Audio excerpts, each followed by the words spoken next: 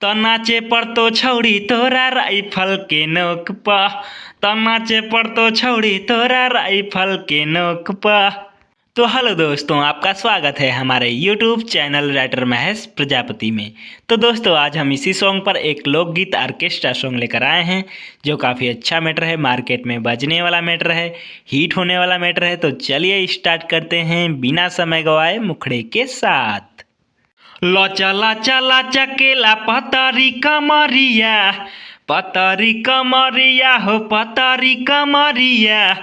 अरे लचा लचा लचा केला पतरी कमरिया, ले लो हजरिया उठाई के घघरिया, ले लो हजरिया उठाई के घघरिया।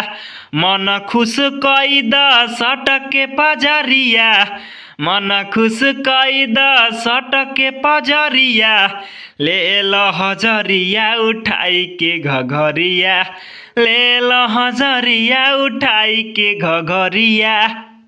अंतरा फर्स्ट।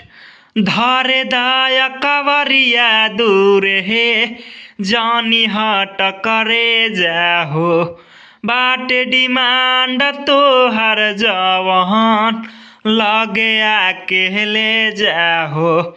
जैबू नाही बाच के यहाँ से बहरिया, जैबू नाही बाच के यहाँ से बहरिया, ले लो हजरिया उठाई के घघरिया, ले लो हजरिया उठाई के घघरिया। दोस्तों, अगर किसी भाई को ये फुल सॉन्ग चाहिए तो हमसे संपर्क करके इस सॉन्ग को ले सकता है। हमारा नंबर चैनल के डिस्क्रिप्शन बॉक्स में दिया हुआ है। तो दोस्तों, इसी तरह का बेहतरीन से बेहतरीन सॉन्ग पाने के लिए हमारे चैनल को सब्सक्राइब करें और वीडियो को लाइक करें, शेयर करें और कमेंट करें। तो चलिए मिलते हैं किसी नेक्स्ट वीडियो में किसी नए ट्रैक के साथ। तब तक के लिए बाय।